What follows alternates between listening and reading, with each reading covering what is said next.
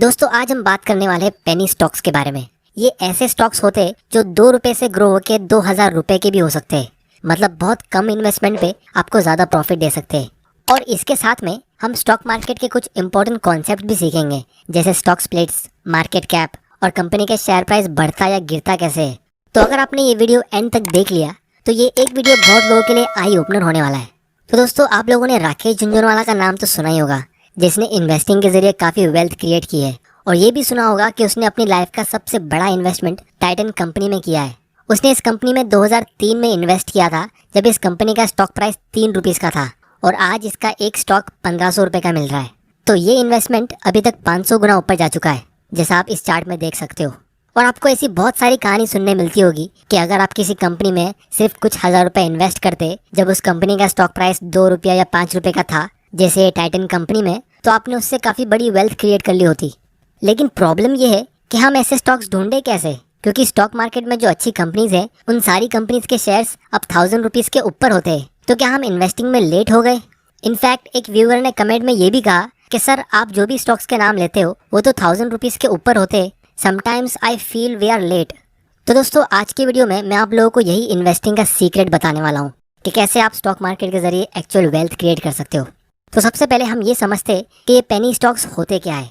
तो जिस तरह इंडिया में रुपीस होता है और 1 रुपये के आप 100 टुकड़े करोगे तो एक पैसा होता है, उसी तरह यूएस में डॉलर होता है और उसके अगर आप 100 टुकड़े करोगे तो एक पेनी होता है। तो पेनी स्टॉक्स का मतलब होता है ऐसे स्टॉक्स जिनका प्राइस बहुत कम होता है, जैसे इंडियन मार्केट के हिसाब से 2 रुपये या 5 रुपये का एक स्टॉक।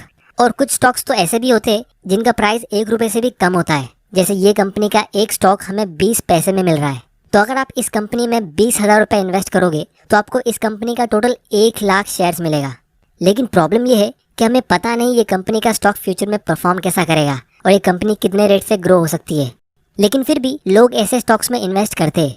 तो मैक्सिमम लोग ऐसे स्टॉक्स में सिर्फ इसीलिए इन्वेस्ट कर लेते हैं क्योंकि उनको एक साथ बहुत सारा शेयर्स खरीदने मिलता है।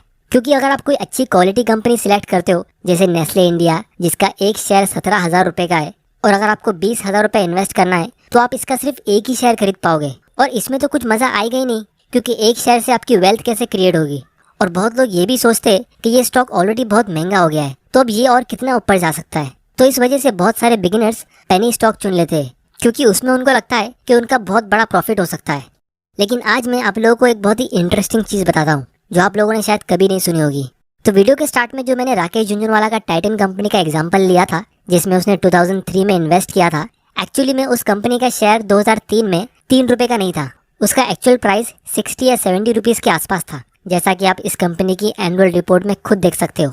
अब आप में से बहुत लोग यहाँ पे कंफ्यूज हो सकते हो कि ऐसा कैसे हो सकता है। हमें तो गूगल के प्राइस चार्ट पे दिख रहा है कि इसका स्टॉक प्राइस वो टाइम पे सिर्फ 3 रुपये का था। इनफैक्ट मैंने अपने ये वाले वीडियो में आईटीसी के शेयर का एक रियल एग्जाम्पल मेंशन किया था, जिसमें एक इन्वेस्टर ने 2004 में आईटीसी के 1000 शेयर्स खरीदे थे।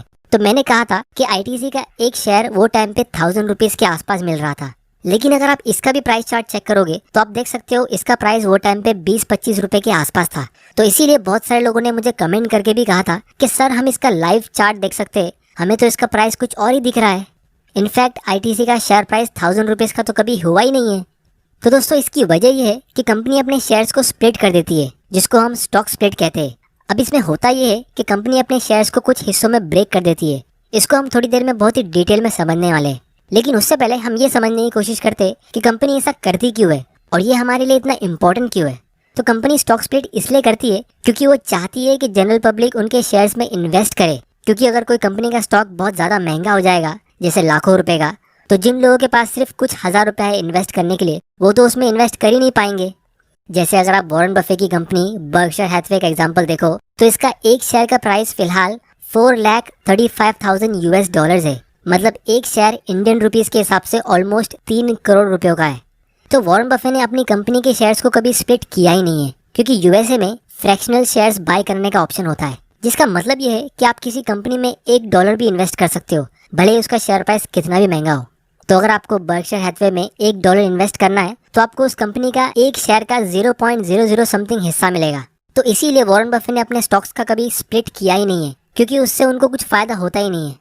लेकिन इंडिया में ये फ्रैक्शनल शेयर्स बाइंग करने का ऑप्शन है ही नहीं। तो अगर आपको नेस्ले का शेयर खरीदना है और आपके पास 10,000 रुपया है तो आप इस कंपनी का शेयर खरीद सकते ही नहीं हो। इसीलिए इंडिया में अच्छी कंपनीज को बार बार अपने स्टॉक्स को स्प्लिट करते रहना पड़ता है ताकि उनके शेयर का जो प्राइस है वो अफोर्डेबल रेंज में रह सके, मतलब कुछ हजार रुपए के आसपास।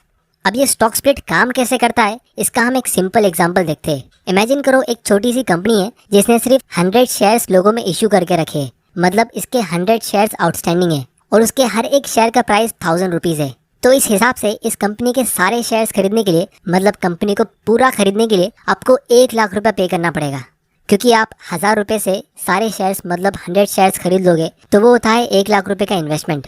तो इस 1 लाख रुपए को हम मार्केट कैप कहेंगे, यानी पूरी कंपनी की मार्केट वैल्यू। अब मान लो आपने 10 साल पहले इस कंपनी का सिर्फ एक ही शेयर खरीदा और आज 10 साल के बाद ये कंपनी ग्रो हो गई और इसका शेयर का प्राइस इंक्रीज होके 20,000 रुपये का हो गया, मतलब 20 गुना ऊपर चला गया। इसका मतलब ये है कि कंपनी की मार्केट वैल्यू भी 1 लाख रुपए से इंक्रीज होके 20 लाख की हो गई, क्योंकि ये कंपनी 20 गुना ग्रो हो चुकी है। लेकिन अब कंपनी को लगता है कि ये 20,000 रुपया जो इसका शेयर प्राइस है वो बहुत एक्सपेंसिव हो चुका है, बहुत लोग इसे अफोर्ड नहीं कर सकते। तो कंपनी के मैनेजमेंट ने डिसाइड किया कि वो स्टॉक स्प्लिट करेंगे। तो मान लो ये कंपनी के मैनेजमेंट ने 1/10 का स्टॉक स्प्लिट किया, तो इससे होगा ये कि पहले आपके पास कंपनी का सिर्फ एक ही शेयर था 20,000 रुपए का, लेकिन अब आपके पास 10 शेयर्स हो जाएंगे, क्योंकि कंपनी ने आपको एक शेयर के बदले 10 शेयर्स दे दिए। पहले आपके पोर्टफोलियो की वैल्यू 20,000 रुपए की थी और एक शेयर का प्राइस 20,000 रुपया था, लेकिन अब हर एक शेयर का प्राइस 2,000 रुपए का हो जाएगा और आपका पोर्टफोलियो अभी भी 20,000 रुपए का ही रहेगा। मतलब आपके हर एक स्टॉक का प्राइस नीचे गिर के 2,000 रुपए का हो जाएगा। और जहां हम बात करें कंपनी की, तो स्टॉक स्प्लिट से पहले कंपनी की मार्केट वैल्यू थी 20 लाख की और इसके 100 शेयर्स मार्केट में थे। लेकिन अब स्टॉक स्प्लिट के बाद कंपनी के टोटल 1000 शेयर्स हो जाएंगे, मतलब ये भी 10 गुना बढ़ जाएंगे और इससे भी कंपनी की मार्केट वैल्यू नहीं इंक्रीज होगी। अब दोस्तों, बहुत लोगों को लगता है कि स्टॉक स्प्लिट से या बोनस शेयर से या स्टॉक डिविडेंड से आपको एक्स्ट्रा पैसे मिलते हैं, लेकिन ऐसा नहीं होता है। जब तक कंपनी की मार्केट वैल्यू इंक्रीज नहीं होगी तब तक आपके पोर्टफोलियो की भी वैल्यू इंक्रीज नहीं होगी। तो कंपनी को सिर्फ स्टॉक स्प्लिट से पहले खरीद के रख लेने से आपको कुछ एक्स्ट्रा फायदा नहीं होगा। आपको कंपनी को लॉन्ग टर्म के लिए होल्ड करके रखना पड़ेगा जब तक कंपनी ग्रो हो रही है। तो दोस्तों, अगर आप थोड़ा गौर करोगे तो आपको पता चलेगा कि जब कोई भी कंपनी का आईपीओ निकलता है, मतलब पहली बार कोई कंपनी अपने शेयर्स को पब्लिक में इश्यू करती है, तो उसका शेयर प्राइस अक्सर 100 रुपए से कुछ हजार रुपए के बीच में होता है। जैसे SBI कार्ड्स का आईपीओ के टाइम शेयर प्राइस 750 रुपीज का था, बारबेक्यू नेशन का आईपीओ के टाइम पे 500 रुपए का शेयर था और इंडिगो पेंट्स का आईपीओ के टाइम 1500 रुपए का स्टॉक था। तो कोई भी कंपनी आईपीओ के टाइम पे अपने शेयर का प्राइस 2 रुपए या 5 रुपए नहीं रखती है। तो सवाल ये उठता है कि जब कोई कंपनी अपने आईपीओ में अपने स्टॉक का प्राइस 100 रुपए से स्टार्ट करती है और उसका स्टॉक प्राइस गिर के 2 रुपए का हो जाता है, मतलब एक पेनी स्टॉक बन जाता है, तो वो स्टॉक इतना नीचे गिरता कैसे है?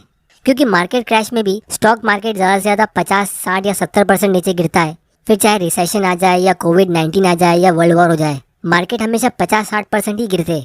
लेकिन यहाँ पेनी स्टॉक्स 98-99% नीचे गिर जाते। तो दोस्तों, इससे हमें ये चीज पता चलती है कि इतना कम प्राइस किसी भी स्टॉक का तब होता है जब वो कंपनी बहुत ज्यादा बुरी सिचुएशन में पड़ती है। जैसे या तो वो कंपनी कोई फ्रॉड केस में पकड़ी गई, उनके प्रोमोटर्स भाग चुके हैं, या फिर कंपनी का पूरा बिजनेस मॉडल ही खराब हो चुका है, या उसके बैलेंस शीट में सिर्फ करोड़ों के लोन्स भरना बाकी है। मतलब इन शॉर्ट ऐसी कंपनी जो अब बहुत ज्यादा रिस्की हो चुकी है। तो जब आप स्टॉक मार्केट में न्यू होते हो और आपके पास थोड़ा सा पैसा है और आपको बिजनेस को एनालाइज करने का इतना एक्सपीरियंस नहीं है और आपने अभी तक अपनी लाइफ में एफडी के अलावा कहीं पे इन्वेस्ट किया ही नहीं है, तो आपको रिस्क ज्यादा लेना चाहिए या कम? लेकिन दोस्तों, प्रॉब्लम ये होती है कि रिस्क के बारे में कोई बात करता ही नहीं है। और सबसे बड़ी प्रॉब्लम ये है कि आपको सही तरीके से गाइड करने वाले लोग मिलेंगे ही नहीं, क्योंकि 90% लोगों को स्टॉक मार्केट की इतनी नॉलेज होती ही नहीं है और बाकी 10% जिनको नॉलेज होती है वो तो सिर्फ अपना ही सोचते हैं। क्योंकि अगर आप एक सिंपल सा यूट्यूब सर्च करोगे तो आप खुद देख सकते हो, हॉट स्टॉक्स और पेनी स्टॉक्स के ऊपर आपको हजारों वीडियोस देखने मिलेंगे। कुछ यूट्यूबर्स तो ऐसे हैं जो हर रोज 5 नए मल्टीबैगर स्टॉक्स के ऊपर वीडियोस अपलोड करते रहते हैं और उनके वीडियोस पर लाखों व्यूज आते रहते हैं। तो ऐसे काम करके ये लोग तो कंटिन्यूसली पैसा कमा रहे हैं, लेकिन इनके रिकमेंडेशंस पे आप पैसा कमाओगे या नहीं, या फिर आप अपने कैपिटल को प्रोटेक्ट भी कर पाओगे या नहीं, इसकी कोई गारंटी नहीं है। इसीलिए हमें ये जान के सरप्राइज होने की जरूरत नहीं है कि maximum new investors stock market में लॉस क्यों लेते हैं, और जब सारे न्यूबीज लॉस लेते रहते तो प्रॉफिट कमाता कौन है? तो दोस्तों, ये वही थोड़े से सेंसिबल इन्वेस्टर्स होते हैं जो अच्छी क्वालिटी की कंपनीज में इन्वेस्ट करके अपनी वेल्थ कंटिन्यूसली ग्रो करते रहते और सारा प्रॉफिट वो थोड़े से लोग लेके जाते उनकी नॉलेज और कंपाउंडिंग की वजह से। तो दोस्तों, अब मैं आप लोगों को इसका एक लाइव एग्जांपल दिखाता हूँ और हम ये समझते हैं कि जब कोई कंपनी का स्टॉक ऑलरेडी 10-20 हजार रुपए का है तो वो और कितना बढ़ सकता है, या फिर कोई कंपनी का स्टॉक अगर 2 रुपए का है तो वो और कितना गिर सकता है। तो यहाँ पे हम टिकर टेप का यूज करते हैं, जहाँ से आप स्टॉक्स को काफी आसानी से फिल्टर कर सकते हो और उसके फंडामेंटल्स को इजीली एनालाइज भी कर सकते हो। तो यहाँ पे हम दो कंपनी का एग्जांपल लेते हैं जो सिर्फ एजुकेशनल पर्पस के लिए है। तो 5 साल पहले ये कंपनी का शेयर प्राइस 6,000 रुपए का था और आज ये 17,000 रुपए का हो गया है। तो 5 साल पहले भी ये 6,000 रुपीज एक बड़ा इन्वेस्टमेंट था और आज ये 17,000 भी एक बड़ा इन्वेस्टमेंट है। क्योंकि अगर आप इस कंपनी का फाइनेंशियल ट्रेंड देखोगे तो आप खुद देख सकते हो कि ये कंपनी कंटिन्यूसली अपना रेवेन्यू और प्रॉफिट इंक्रीज करती जा रही है। लेकिन जो कंपनी का स्टॉक प्राइस आज से 5 साल पहले सिर्फ 15 रुपए का था, वो आज 5 रुपए का हो गया है, क्योंकि ये कंपनी का लॉस कंटिन्यूसली इंक्रीज होता जा रहा है। तो जो स्टॉक इतना सस्ता है उसके अपने फंडामेंटल रीजंस होते हैं और आप यहाँ पे सामने ही देख